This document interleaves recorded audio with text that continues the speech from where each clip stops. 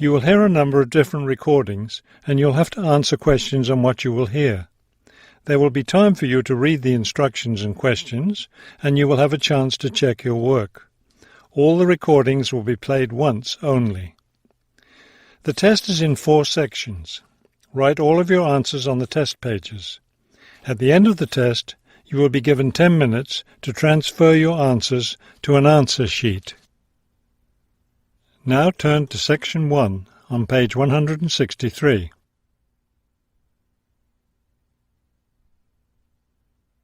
Section 1. You will hear a woman booking a bicycle tour over the phone.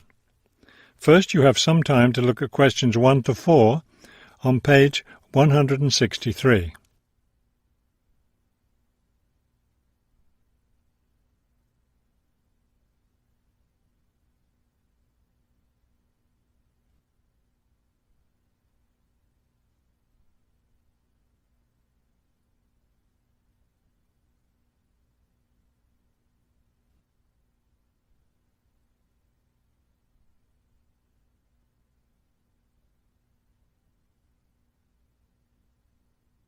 You will see that there is an example that has been done for you.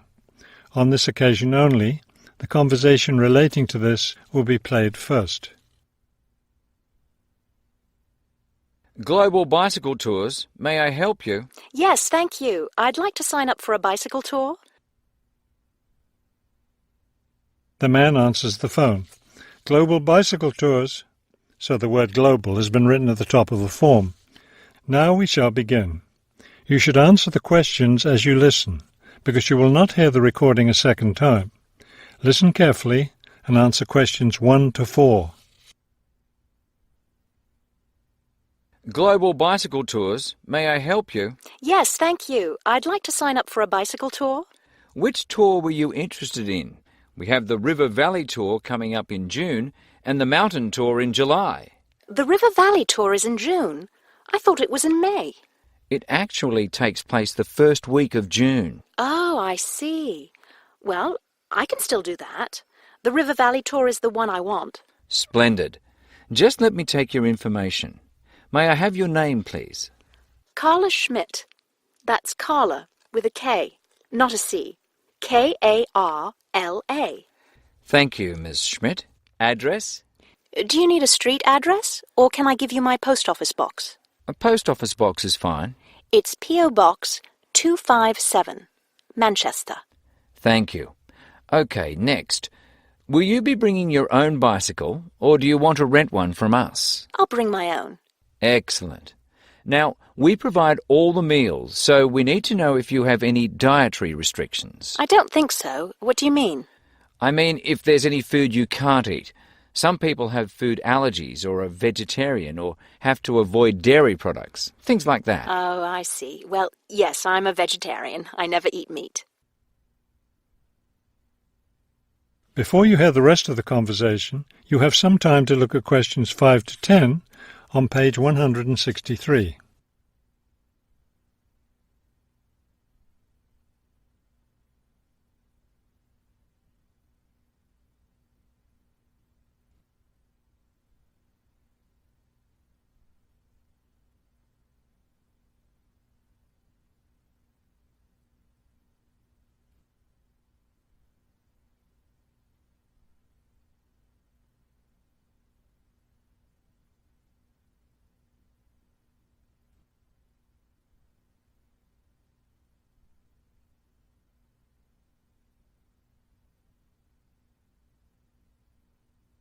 Now listen and answer questions 5 to 10. All right, I'll make a note of that. Now, the total cost of the tour is $750. That much? The price includes everything. Food, hotel, transportation, everything. Everything? Yes, everything. The only other thing is you'll want to tip the tour guide. We usually recommend 5% of the total tour cost. A 5% tip. I guess that's reasonable. In order to reserve your space on the tour, I'll need a 30% deposit. Do you need that right away? We generally ask for the deposit at least 4 weeks before the tour begins. The River Valley tour begins, 6 weeks from now. So you'll need to pay the deposit in 2 weeks. I think I can do that. I wonder if you could tell me something. How will our luggage be transported? Do we carry it on our bicycles? No, you leave that to us. We have a van that carries your luggage from hotel to hotel each day, so you don't have to worry about it. Great. I have a luggage rack for my bike, but I guess I won't have to bring that. No, you won't. But there are a few items we recommend that you bring. We can't control the weather, so you should bring a raincoat or rain gear. Yes, that's a good idea. And I should have my own spare tyre too, shouldn't I? Actually, you don't need that, as our guide always carries some.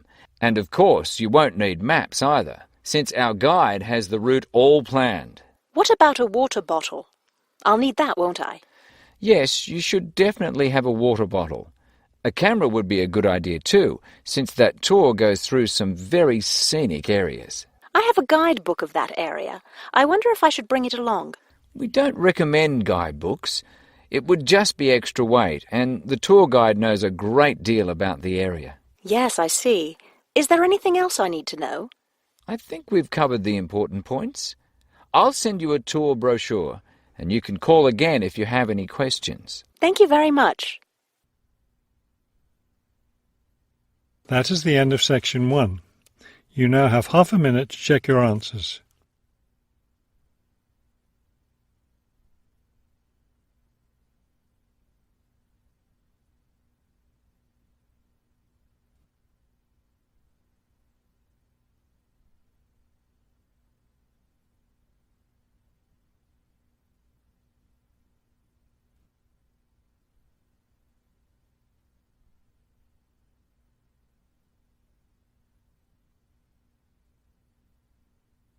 Now turn to section 2 on page 164.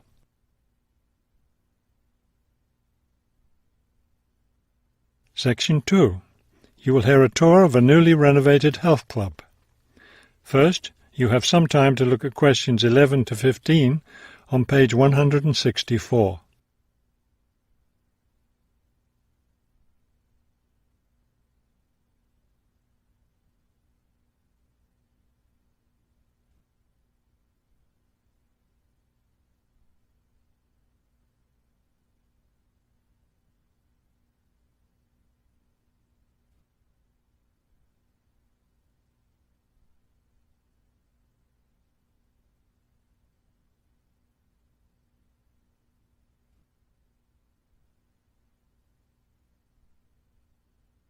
As you listen to the first part of the talk, answer questions 11 to 15. Thank you all for coming to see the new renovations to the Hartford Health Club. I know you'll be as pleased as I am to see the wonderful results of our months of hard work to improve the club and bring you the best facilities ever. We'll begin in here with the swimming pool. You'll notice the new colour of the adult pool, a lovely cool green. Now walk over here and look at the children's pool. It's the same green, but as you see, with brightly coloured sea creatures painted everywhere. Both of the pools needed painting, not only for maintenance, but I think the new colour greatly improves the atmosphere of this part of the club. Next, let's take a look at the locker rooms. Don't worry, there's no one using them just now. Doesn't it feel roomy in here? We've expanded both the men's and women's locker rooms, so now they'll be much more comfortable to use. There are bigger lockers, a good deal more room in the dressing area, and more places to store extra towels and equipment. Be careful as you walk through here. The floor's just been polished and may be a bit slippery. Let's go up to the exercise room next. Here, you'll notice a new floor. Walk on it. Doesn't that feel comfortable? It's a special material, softer than the old floor, an ideal surface for jogging and exercising. They had to move all the exercise equipment out while they were working on the floor, but don't worry, it will be brought back in before the end of today. Let's step outside now and look at the tennis courts. We haven't done a great deal here except to the equipment. We replaced all the nets and the ball throwing machine. Otherwise, everything is the same as it was before. Let's walk down this hallway, and here we are at the club store in its new location. We thought here by the entrance was a better place for it than where it used to be by the swimming pool. But it still has all the same items for sale, sports equipment and clothes in the club colours. Before you hear the rest of the talk, you have some time to look at questions 16 to 20 on page 164.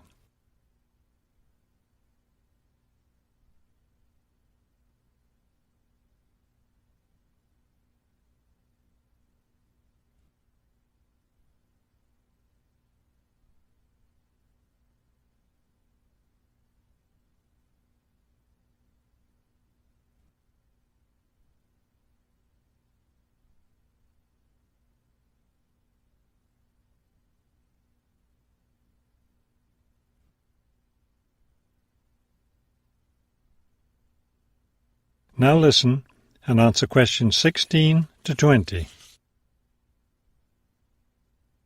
We're excited about the upcoming activities and events to take place in our newly renovated club. Now that the pools are ready for use again, swimming lessons will begin tomorrow for both adults and children. If you haven't signed up yet, you can stop by the office before you leave today and put your name on the list.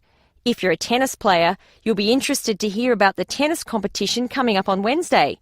Players from different clubs all over the region will be participating. If you'd like to watch the event, tickets are available in the office. Also, I want to be sure you all know you're invited to our club party coming up next weekend. We're celebrating the completion of the renovation work, and we have a lot to celebrate.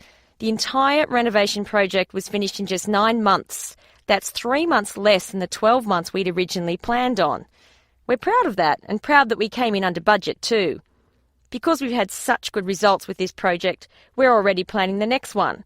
We already have 2 indoor pools, and next year we plan to install an outdoor pool right next to the tennis courts. Details of these plans will be made available to all club members soon. All right, I think we've covered just about everything. Are there any questions? That is the end of section 2. You now have half a minute to check your answers.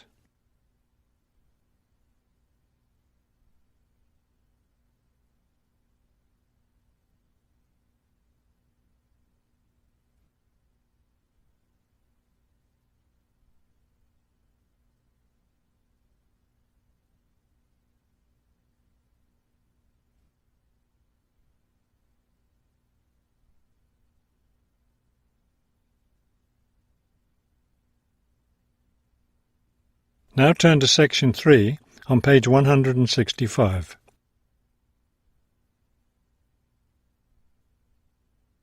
Section 3.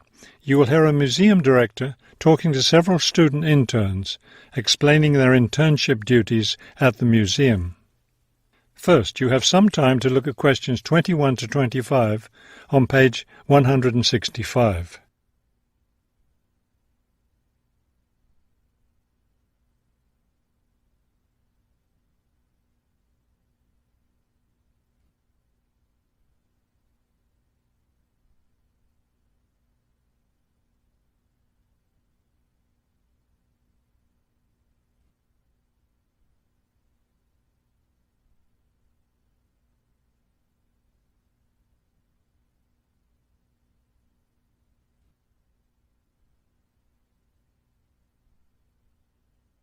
As you listen to the first part of the conversation, answer questions 21 to 25.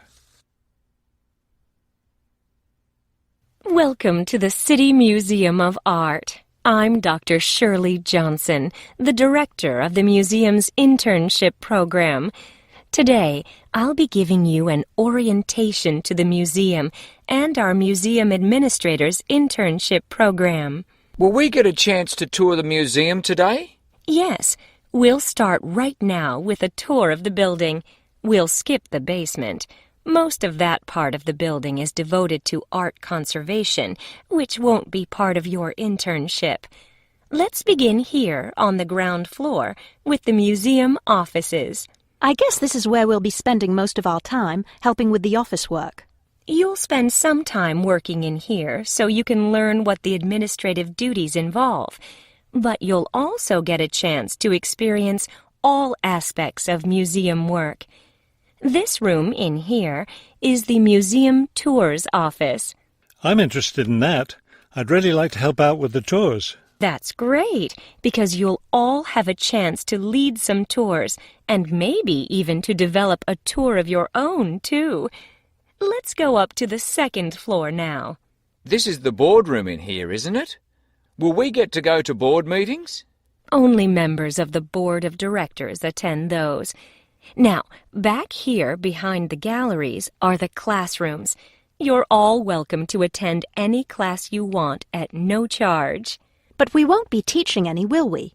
No, the staff of the education department is responsible for that. Let's move up to the third floor now and the research department. Each of you will spend some time working in here. Great. I'd like to help with the research. We're working on some very interesting research projects right now. Also, as an extension of your research work, you'll probably contribute to some of the museum's brochures. I'm looking forward to that. I like writing about art. Another thing I've been hoping to be able to do is meet some artists. You're in luck then. We've planned a reception for the first day of your internship, and you'll have the chance to meet several local artists then. Before you hear the rest of the conversation, you have some time to look at questions 26 to 30 on page 165.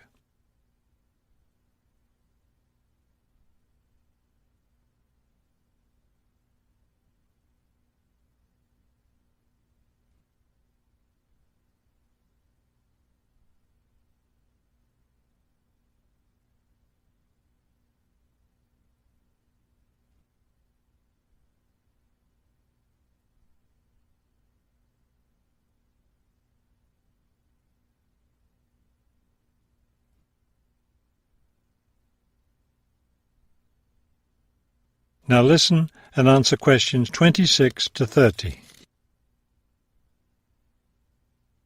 Could you give us a little background of the museum? I mean, when it was built and some information about the collections and things like that? Of course. The main part of the museum was built in 1895 with a combination of public and private funds. The new wing was built 60 years later with a donation from the Rhinebeck family. That part of the museum was built for the modern art collection, wasn't it? Yes, it was. In the main part of the museum, we have a gallery devoted to works by local artists, our sculpture collection, and a small collection of classical European art. You mentioned classes earlier. What kinds of classes does the museum offer? In our adult education program, we offer a series of art history classes, and for children, we have a program of arts and crafts workshops. You can get a brochure from the office that will give you more information. I saw a lot of chairs set up in the main hall. What are those for? Those are there for tonight's musical performance. We offer a weekly concert series during the fall and winter, and of course, all of you are welcome to attend. Now, if there are no more questions, let's step into my office and I'll show you your schedules. That is the end of section 3. You now have half a minute to check your answers.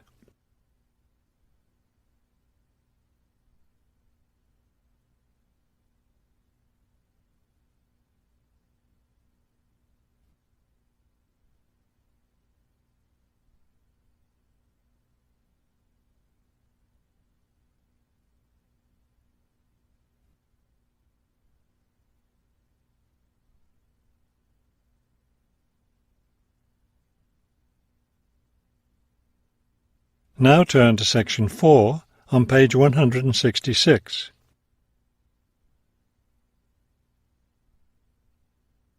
Section 4.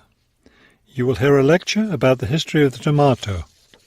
First, you have some time to look at questions 31 to 35 on page 166.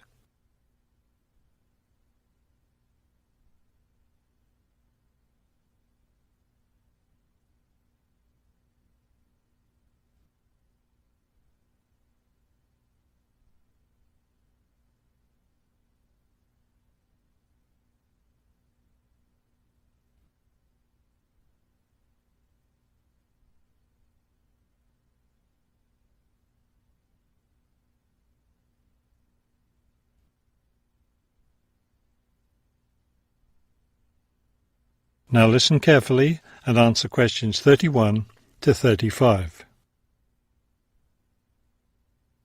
The tomato is a popular vegetable, which figures in the cuisine of many countries around the world. It is particularly prominent in Italian cooking, but it was unknown in Europe until Spanish explorers brought it back from the Americas. The tomato originated in the highlands of Peru. From there, it eventually found its way to Mexico, where it was cultivated by the Aztecs. The Aztec tomato wasn't the large red vegetable we know today. Rather, it was small and yellow. When this small round fruit arrived in Italy, it was named golden apple for its bright yellow color. You'll notice I just called it a fruit. That's because a tomato is botanically a fruit, even though most everyone calls it a vegetable. The actual word tomato comes from the Aztec name for the vegetable, meaning plump thing. The tomato arrived in Europe in the 1500s and quickly became a popular food in Spain and Italy. In the late 1600s, the Italians began publishing recipes that used tomatoes. The British, however, had a different attitude toward the vegetable. It was grown as an ornamental plant in Britain in the 1600s, but it wasn't eaten because it was thought to be poisonous. It wasn't until the 1700s that tomatoes became part of the daily diet in Britain. Before you hear the rest of the talk, you have some time to look at questions 36 to 40 on page 167.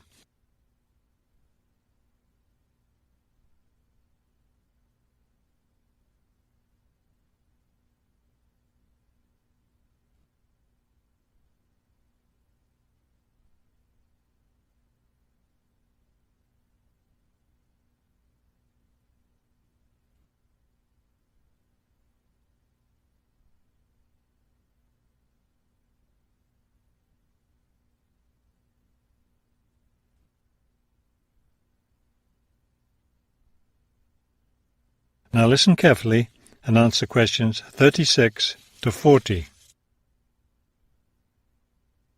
In the United States, tomatoes were also used as ornamental plants rather than as food for a long time. This attitude began to change in the 1800s. In 1806, a gardener's calendar mentioned that tomatoes could be used to improve the flavor of soups and other foods. Thomas Jefferson did much to enhance the tomato's reputation as a food. He first served tomatoes to visitors at his home in Virginia in 1809.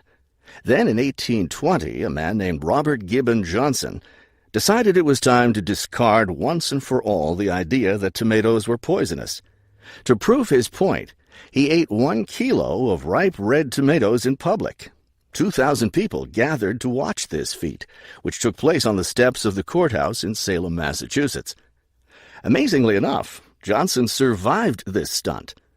The popularity of the tomato as a food began growing rapidly. Soon people all around the country were eating tomatoes. By the 1830s, American newspapers and magazines were publishing thousands of tomato recipes. However, all those recipes involved using tomatoes in some cooked form. Tomato salads and sandwiches were still unknown. It wasn't until a century later, in the 1930s, that it became popular for people to eat raw tomatoes. That is the end of section 4. You now have half a minute to check your answers.